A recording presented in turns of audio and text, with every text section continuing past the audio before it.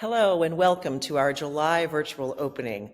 Thank you for joining us. My name is Emma Wilson and I'm the director here at the Portland Art Gallery. Well, it's July in Maine, which is usually kind of cool, but it has been hot. It has been record temperatures here. But it is always air conditioned, knock on wood, at 154 Middle Street, 7 days a week, 10 to 5:30. So stop in and see us. So this month's feature artists are Holly L. Smith, Laurie Fisher, Bibby Gignilliat, and Holden Willard. You're going to hear more from them in a few minutes. First, a few thank yous. Thank you to our artists who continue to inspire and create, and thank you to our clients who continue to support the artists. You can follow us at Portland Art Gallery on Instagram or subscribe to our newsletter, portlandartgallery.com. Also, you can find our YouTube station, Radio Maine with Dr. Lisa Belisle.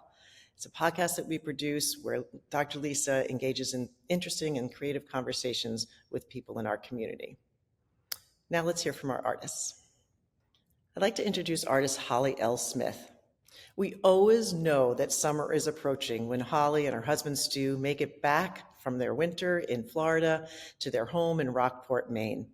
Holly is a retired art educator and now a dedicated fine artist. You will often find her on her social media platforms of her enjoying her plein air painting, demonstrating Maine's magnificence and splendor. Holly holds a Bachelor of Science in Art Education from the University of Southern Maine. Please welcome artist Holly L. Smith. Thank you, Emma. I'm very excited to be included as one of the featured artists at the Portland Art Gallery for the month of July. I want to thank Emma and Kevin and all the support staff for all that they do to promote myself and the artists that are represented here at the gallery.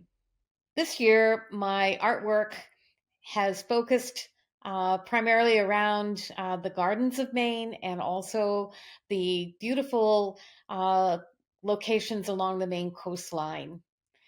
Many of my paintings come from plein air trips where I will take the day and go and find inspiration. And it's not hard to look around the coast of Maine and find something that will just catch your eye. My plein air paintings are primarily in oil, and once in a while I will take my watercolors with me depending on where I'm going and if it's going to be a location where it's going to be hard to carry in a lot of materials. I'll take my watercolors. I have a nice little travel kit. Last week, I went and painted in Friendship, Maine, and went with a friend, and we had a wonderful day. It was beautiful weather. And as we were traveling around the area trying to find that special spot, um, we finally, after going down a few side roads, there it was. And the one thing that happened, though, is that it was on private property. And my friend, who had the courage, went and knocked on the door of the owner of the land and said, "Is it okay for us to paint there for the morning?" And they were more than happy. They were from Chicago and they had just recently, in the last few years, bought the place, and it was a beautiful view. So we set up our easels for the morning and painted there. Setting up my easel, I'm always hoping to capture whatever it is I'm looking at in just a few hours, and it can be a challenge, especially if the weather changes or the wind comes up and or it clouds over, whatever. So I have to work very, very quickly, and in a way, it's a good thing because you don't want to do what's called chasing the light, and that's a problem, especially if you're working too long on a painting. The next thing it's noontime and then it's evening, and your painting will change. So I learned that it's great to just try to get the brushstrokes down quickly to make sure you have the right colors so that you can work very decisively and get or capture that fleeting moment. And that's my goal. Once I finish my plein airs for the day, I take them home, and there I either call them done or I might work on them a little bit more. And then many times I'll take my paintings, my photos, and my sketches, and then I go to a larger canvas and work on that. I hope that you will find time to stop in at the Portland Art Gallery during the month of July, view my paintings, and all the other many great paintings that are created by the artists that are represented by the gallery. Thank you for listening and have a great day. Now I'd like to introduce artist Laurie Fisher. Laurie lives right over the bridge from this gallery, and this is the first body of work since she transitioned to a new studio. And my guess is that studio has fabulous light, given the fresh, clean, colorful approach and results. Some of my most memorable experiences in the gallery is having conversations with people interpreting abstract work. And it's especially true with Laurie's work. They are invitations for deeper conversations about color, form, light, and most importantly, perhaps, our projection of feeling and mood. Please welcome artist Laurie Fisher. Hey, I'm Laurie Fisher, and I am one of the artists showing in the July show at the Portland Art Gallery. Um, and I live in Cape Elizabeth, Maine, and I actually moved my studio home in the fall. So what you're seeing is my home studio. I had a studio off-site in Portland for a lot of years, and I'm really loving actually being home. I can come check on the work at any time and see how things are drying. And it's summer here, so that means I get to pick out little gnats out of the oil painting.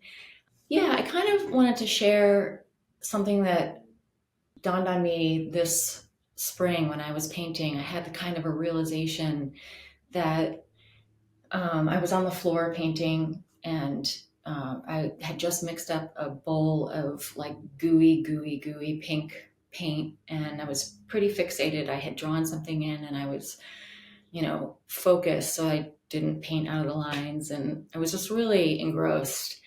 And I just suddenly became aware of that.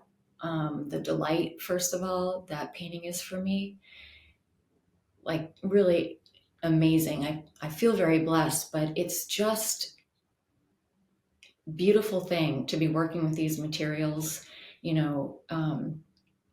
There I was with a bowl of paint in one hand and my brush in the other hand, and I just suddenly realized that really for me, this is what it's all about for me. The actual object, the materials, the paint, the colors, the work itself, the structure, the thing, the painting, the object is really my subject. I think a lot of art and artists are making work that are of something or referring to something or are emoting or are referencing or depicting. And really none of that is the purpose of my work. That's not to say that my reactions to the world aren't informing the decisions as I make my work. For sure, that's true. But what I love most is making a thing and building a painting. So for me, that often means all these choices as to how many layers, how much paint, what sheen, obviously the color, obviously the form and the shapes. I really love simple forms, and yet I like the actual painting itself to be a thing with a soul all on its own, something you can pick up and move and place and live with and feel the energy from, essentially. So in this body of work that's at the gallery this month, you'll see, if you look at the work through this lens, you'll see some of the decisions that I made. I have a painting that I painted on a piece of antique French ticking fabric that I've had for a long time, and I've actually been thinking about this for a long time. And it was just this idea of what would it be like to make the painting on that, and let me just build that and see what that feels like. And the decisions to leave threads showing and stitching and the original holes in it were all part of just building this thing, this painting. And there's another painting in this show that is also on a piece of antique French linen that I hand dyed, and I ended up sewing into with some embroidery thread. Also something I've been thinking about for a while. So anyhow, this realization for me, which might seem like it should have been obvious to me, but it wasn't entirely obvious to me. You know, I knew I loved the materials, but this was a new clarity for me. And it has really already affected my relationship to my current process and the paintings that I'm working on. I'm feeling kind of a new freedom and confidence, I guess, in knowing what I'm doing, knowing the the point for me, and just trusting in my instincts and just making cool stuff that I like having around me. So I do hope that if you come to the show or the opening, you can feel free to engage me with some questions if you have any about this. But if you do get a chance to look at the work, maybe you'll see it in a kind of a different light. And anyway, thank you so much for listening, and thanks to the gallery for all they do to support all the artists that belong to this gallery. It's a really, really cool and diverse group, very supportive, and I'm always grateful to be a part of it. So thank you. Now I'd like to introduce artist Bibby Gignilliat. Bibby recently traveled all the way from California, and we wanted to extend her the warmest Maine welcome possible. It is the same commitment that Bibby shows in showing up for her a recent in-person opening that we have come to know and appreciate about Bibby as an artist. She is steadfast, inspiring, communicative, and has a vision of where she is now and where she wants to be. And she's going to get there. In the 2 years that we have represented Bibby, she has worked closely with us to tell the story and the story of her work. Please welcome artist Bibby Gignilliat. Thank you, Emma, for that nice introduction.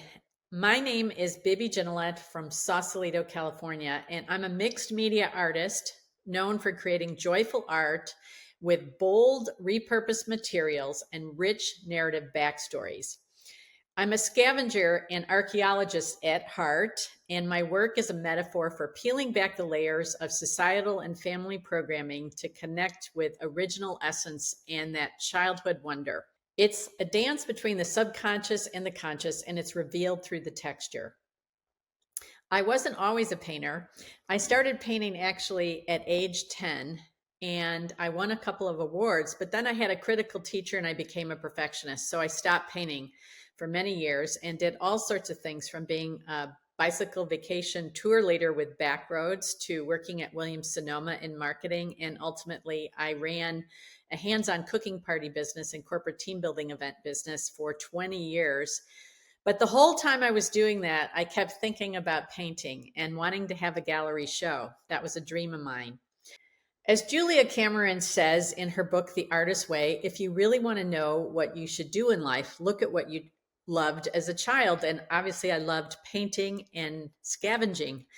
And so in 2014, I took a class in the ICB building with a teacher, and the ICB building is an old shipbuilding building in Sausalito, California, and it's home to 180 working artists. So I took a class, but I was the worst one in the class. But I had a determination. So I decided to get a space in the ICB building, and I kept working at it. And first I felt like an imposter. I didn't even want to leave my studio, but I kept working on it and finding all the right teachers and basically giving myself a master's in art. And eventually I moved into a large 1,500 square foot studio space, which I'm in right now, where I teach and I work. And am just thrilled to be part of the Portland Art Gallery. So as Julia Cameron says in her book, I've come full circle and now I'm doing what I love. I sold my company in 2017 to focus full-time on art. And I have an online class with 1,500 people from around the world. And also I teach out of my studio when I'm not painting. Thank you so much for letting me be part of this incredible show. And I hope I get a chance to meet you all and share the backstories behind my art and hear what kind of emotions and feelings and stories my work evokes in you.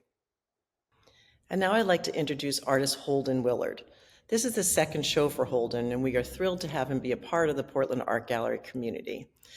I will try to put this in words, but when looking at Holden's work, you were left kind of wanting to know more and to understand better what he was thinking and feeling as he was creating his works. We had a client visiting last week, and they had some questions about two of the works, and as I'm listening to him just tell the stories of the pieces, Holden shares them with such authenticity, deference, straightforwardness, warmth, and love that you almost get a lump in your throat when you're listening to it, in a good way. So it is a pleasure to introduce artist Holden Willard. Thank you for that introduction, Emma. And thank you to Portland Art Gallery and the Portland Art Gallery staff for all you do. It's greatly appreciated. I'm introducing this body of work here for July, and a lot of it was done during my 9-month stay at Catherine Bradford's summer home. I was there from September until the end of May. I made over 20 paintings, some of which went to my show in Brussels, overseas, and some of which did not.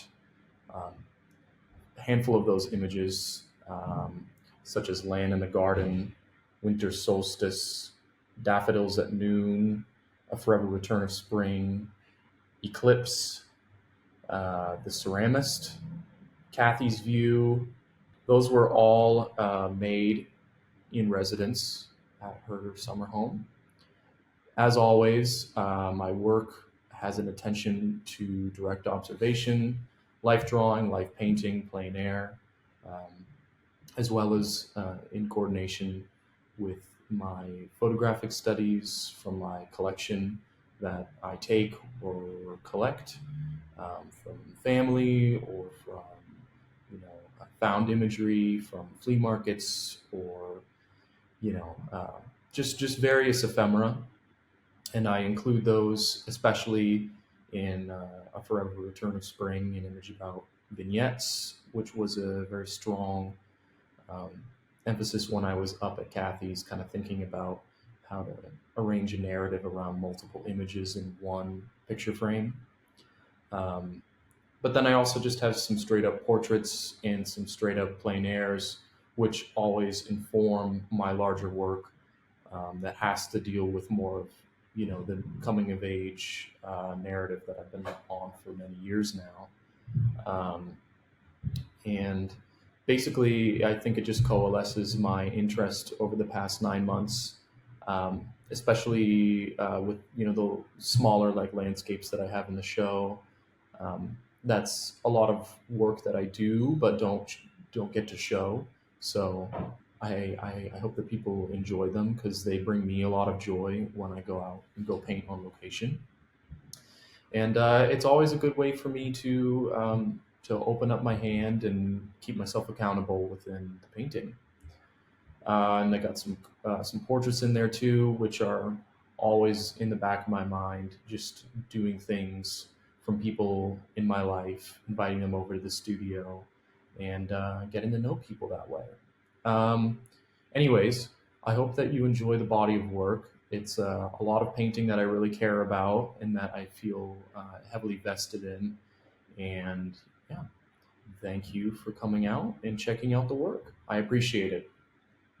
Thank you for joining us for our July virtual opening. We invite you to stop in here at 154 Middle Street, 7 days a week, 10 to 5:30.